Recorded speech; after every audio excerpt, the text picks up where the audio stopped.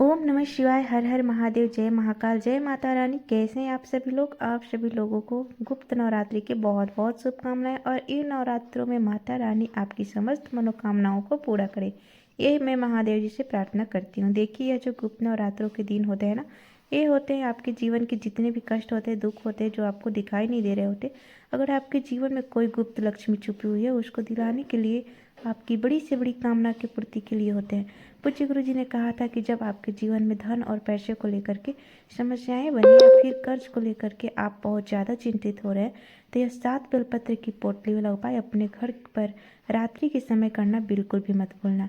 पूज्य गुरु जी की कथा से सुन करके और समझ करके इस पूरे उपाय को बहुत आसान भाषा में आप सभी लोगों को बताऊंगी, परंतु उससे पहले आप सबसे एक छोटी सी प्रार्थना करना चाहूँगी कि जो भी लोग पहली बार आए हैं, चैनल को सब्सक्राइब जरूर से कर लीजिएगा और चाहे वीडियो को लाइक करे या ना करे, लेकिन कमेंट बॉक्स में हर हर महादेव जरूर से लिख दीजिएगा।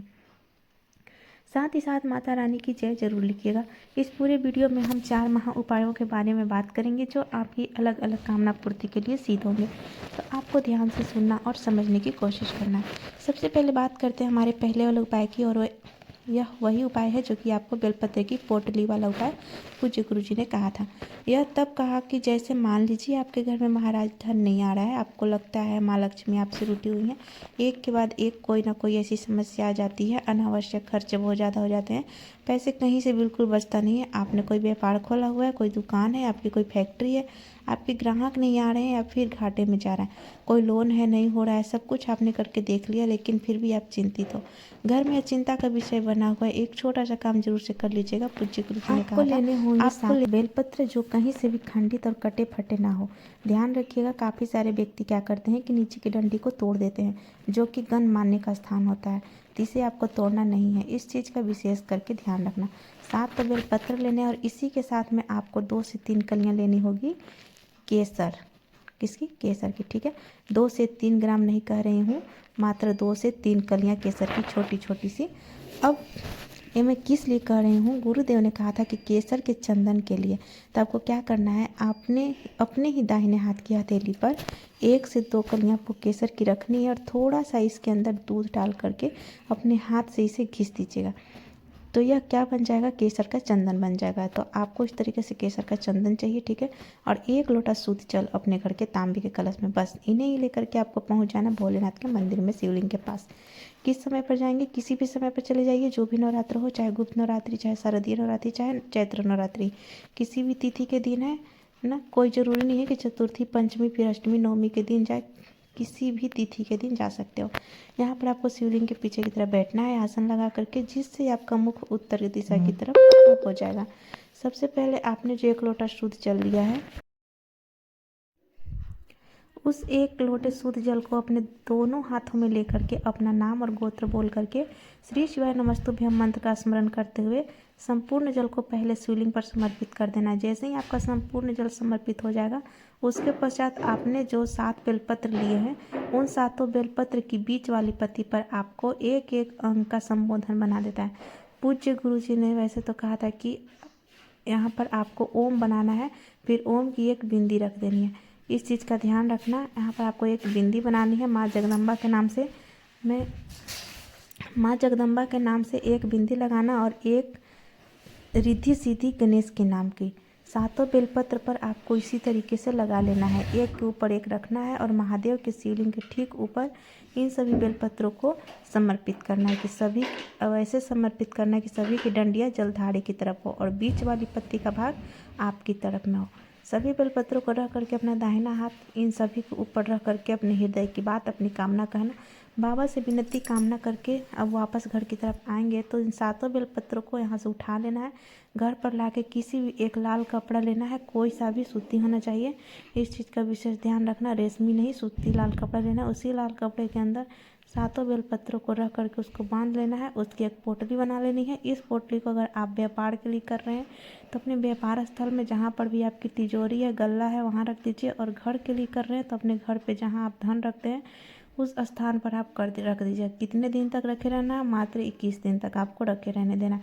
21 दिन के पश्चात इस पोटली को उठा करके या तो किसी भी बेलपत्र पेड़ के नीचे या फिर किसी भी बहते नदी तालाब सरोवर के अंदर आपको प्रवाहित कर देना है। पूज्य गुरु जी ने कहा उस दिन के बाद से आपके घर में कभी भी आर्थिक समस्या पैदा नहीं हो सकती। यह शिव तत्व है। पूज्य गुरु जी का बहुत अद्भुत और अचूक उपाय जरूर से कीजिएगा। बात करते हैं हमारे दूसरे वाले उपाय की। यह वाला उपाय किन लोगों को करना है? देखिए, पूज्य गुरु जी ने कहा था कि अगर आपके जीवन में सबसे ज़्यादा समस्याएं चल रही है बीमारी को लेकर के, ना ध्यान रखना है किसी को लेकर के, बीमारी को लेकर के, कोई पुराना रोग है, कोई पुरानी बीमारी है जो जाने का नाम नहीं ले रहा, डॉक्टर के चक्कर पर चक्कर लग रहे हैं, दवाइयाँ पर दवाइयाँ चल रही हैं, लेकिन वो दवाइयाँ असर नहीं कर रही है, काफ़ी लंबा समय हो गया। पूज्य गुरु जी ने कहा था कि अगर आपके परिवार में भी कोई ऐसा व्यक्ति है जिनके नस से संबंधित रोग है, नसों या फिर मांसपेशियों से संबंधित कोई समस्या चल रही है, गठिया जैसी कोई संबंधित समस्या चल रही है, एक छोटा सा काम कर लीजिएगा। गुरुदेव ने कहा था 1 लोटा लेना है तांबे का कलश, जिसके अंदर आपको अपने का जल भर लेना है और इसके अंदर आपको डालनी होगी मात्र 1 चुटकी हल्दी। अब कौन सी वाली हल्दी है? जो पिसी हुई हल्दी रहती है ना, उसको मत लीजिएगा। हल्दी की गांठ मत लीजिएगा। 1 चुटकी हल्दी आपको पीसी हुई लेनी है। अब आपको क्या करना है कि इसको लेकर के आपको जहाँ पर भी महादेव का मंदिर है, शिवालय है, शिवलिंग है, उसके पास आपको जाना है। ध्यान रखना हल्दी महादेव को समर्पित नहीं होती, ठीक है ना। तो आपको क्या करना है, शिवलिंग के पीछे की तरफ में आपको बैठना है, जिससे आपका मुख उत्तर की दिशा की तरफ में हो जाए।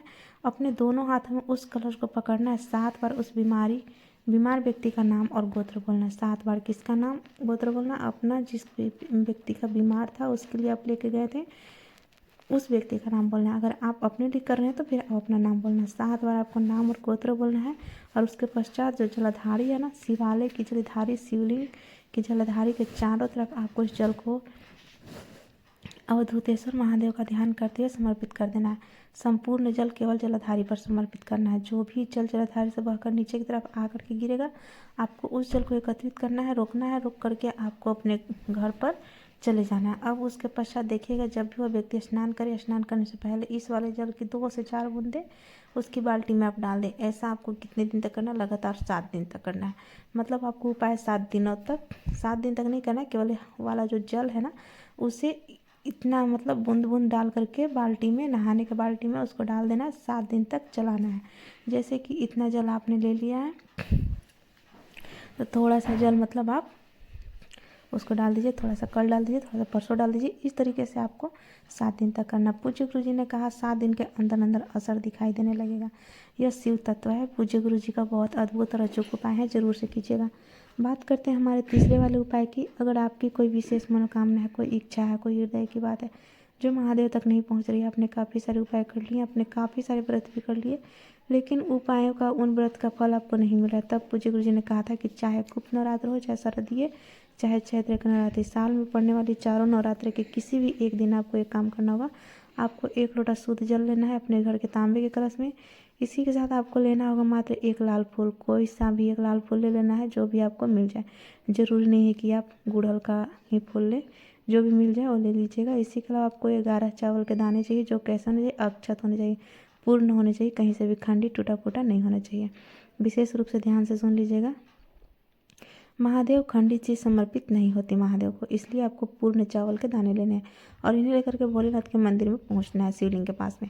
अब ध्यान से सुनिएगा, जैसे ही आप यहाँ पर पहुंचेंगे, हमेशा की तरह बताऊंगी, शिवलिंग के पीछे की तरफ आपको आसन लगा कर बैठ जाना है, जिससे कि आपका मुख हो जाएगा उत्तर दिशा की तरफ में। सबसे पहले आपको क्या करना है, कलश को तो पहले साइड में रख देना है। अपना दाहिना हाथ खोलना है। उस दाहिने हाथ के ऊपर आपको अपने 11 चावल के दाने और जो अपने 1 लाल फूल लिया, उस लाल फूल को आपको रख लेना है और थोड़ा सा जल उस कलश में से लेकर के अपनी हथेली पर रख लेना है। उसके पश्चात आपको यहाँ 11 बार एक मंत्र का स्मरण करना है। वह मंत्र है ओम गौरी शंकराय नमः। इस मंत्र का 11 बार उच्चारण कर करके, बोल करके इन सभी चीज़ों को महादेव के शिवलिंग के ठीक शीर्ष पर आपको समर्पित कर देना है।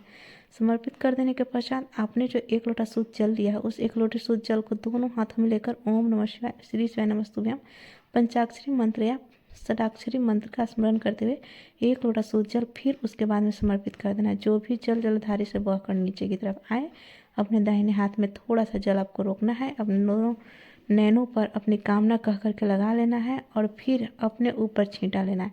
पूज्य गुरु जी ने कहा ऐसी कोई कामना नहीं जो आपकी पूरी नहीं हो। पूज्य गुरु जी के सभी उपाय अद्भुत और अचूक रहता है। उपाय बहुत ही ज़्यादा खास और अद्भुत है, ज़रूर कीजिएगा। वीडियो पसंद आए तो लाइक करना और चैनल को भी सब्सक्राइब जरूर से कीजिएगा। तो आज का वीडियो में इतना ही। अब अगली वीडियो में हम कोई अगला नया उपाय लेकर के आएंगे। तब तक के लिए श्री शिवाय नमस्तुभ्यम, हर हर महादेव। हमारे चैनल को भी आप लोग ज़्यादा से ज़्यादा सपोर्ट कीजिए। धन्यवाद।